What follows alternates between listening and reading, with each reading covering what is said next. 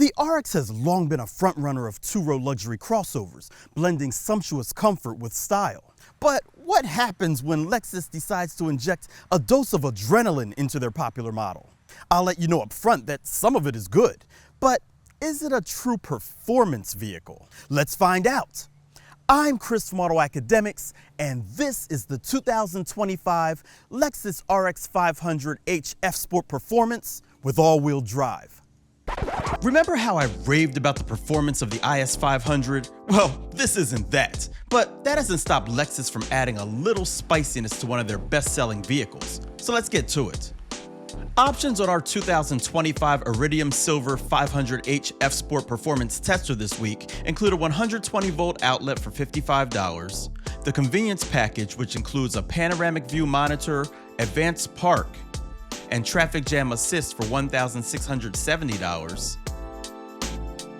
heated and ventilated power rear outboard seats for $1,230, triple beam LED headlamps for $1,565, Mark Levinson premium audio system for $1,160, power rear door with kick sensor for $150, side puddle lamps for $175, wheel locks for $99, illuminated door and cargo sills for $760, and the $500 premium paint, giving us a total M.S.R.P of $74,009. At first glance, these do all kind of look the same, which means if you like Lexus's design language, you'll like it. But if you don't, well, moving on. This paint color is hot though. Its coating is liquidy, as if it was oozed onto the car. The front end is unmistakably Lexus with its triple beam headlights and spindle grille, and the single lens tail lamp emphasizes the sporty silhouette. Other exterior features include power folding and heated outside mirrors, adaptive variable suspension, F-Sport Performance exterior styling, black brake calipers, and roof rails. The wheels are 21-inch alloy, but the Bridgestone lenses they're wrapped in don't match the sporty implications of this trim. The brakes are a different story though. They're opposed 6-piston aluminum calipers and are 2.4 pounds lighter than what's used on the LS and LC.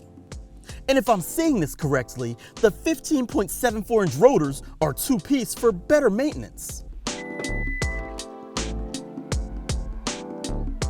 Open the power rear hatch, then retract the cargo shade, and you'll find 29.6 cubic feet of cargo space. Remove the cargo shade, then press a button to lower the 40-20-40 rear seats down, and you get 46.2 cubic feet in all. There are cargo tie-downs, grocery hooks, the 120-volt outlet, 12-volt outlet, and first aid kit back there too. There's also a compact spare and jack beneath the floor.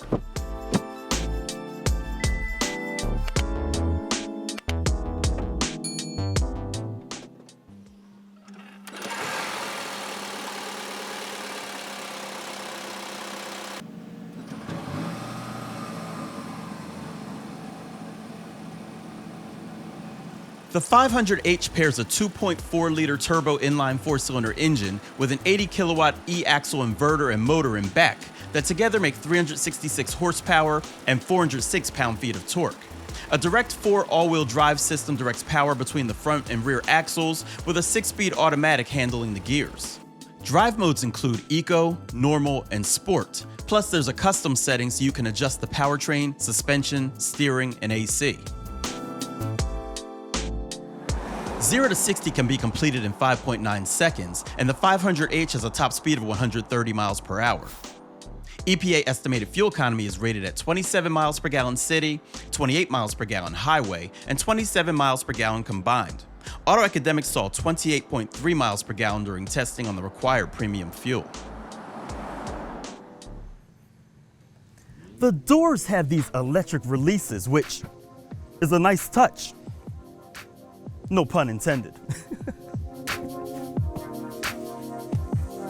And once inside, you'll find plenty of room for 2 and decent room for 3 thanks to the minimal hump in the floor.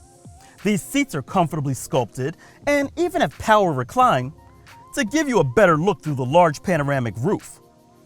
Also, there's a third zone for climate back here. USB-C charge ports, as well as heated and cooled seating controls. Cup holders are in the center armrest, and the doors appear to hold larger sized bottles.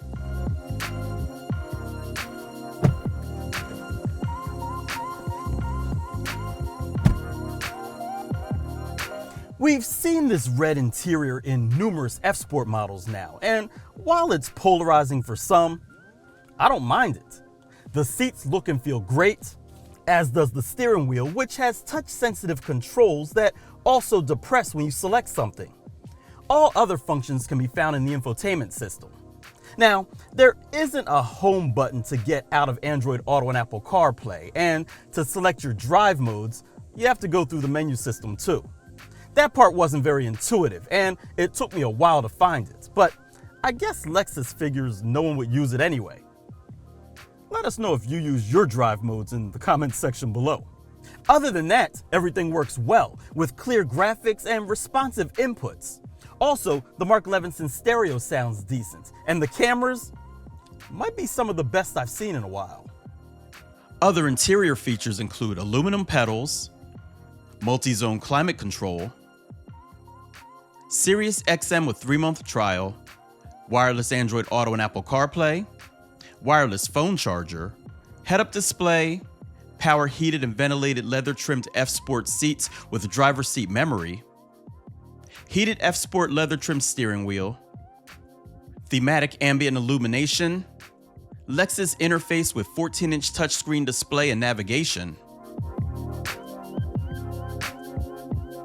connected services with Wi-Fi hotspot, voice controls, 12-volt outlet with USB A and C ports, and keyless access with push-button start.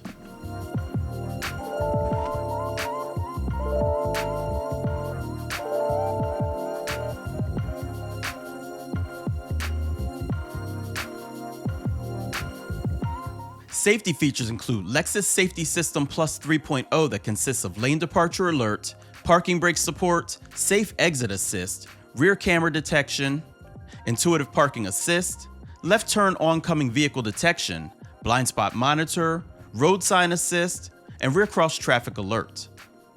So, now that we've addressed all of that, it's time to take it out and see how it drives.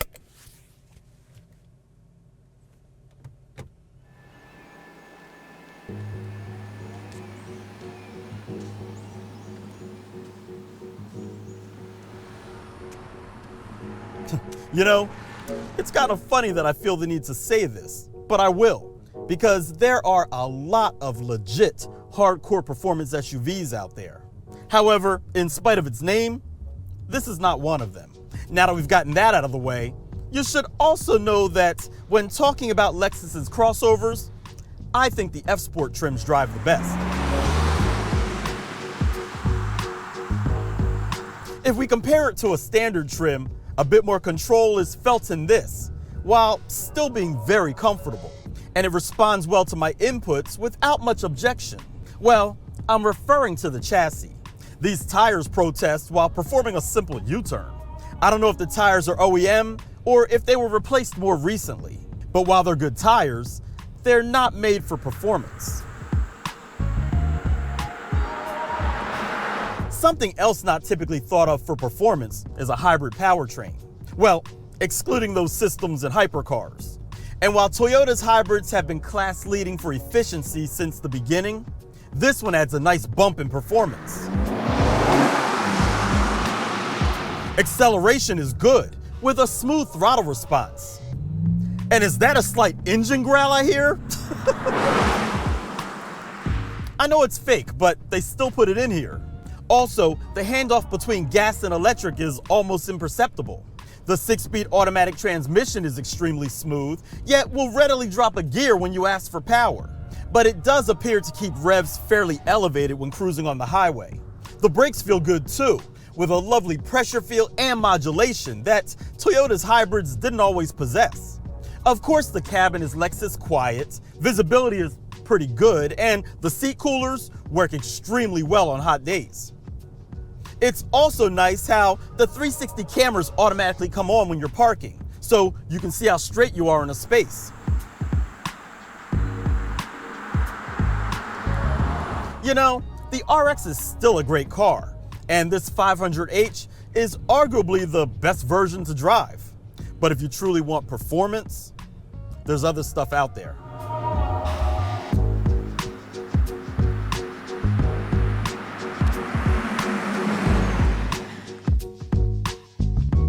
So, at the end of the day, is this a true performance vehicle?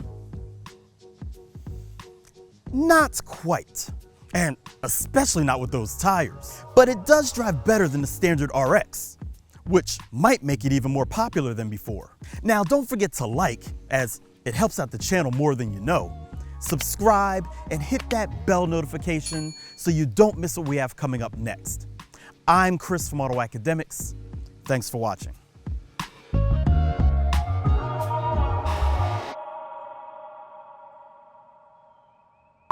Once inside, you'll find plenty of room for two with decent room for three thanks to the minimal hump in the floor. These seats are comfortable. Why's the seat back so far? Forgot to put it back up.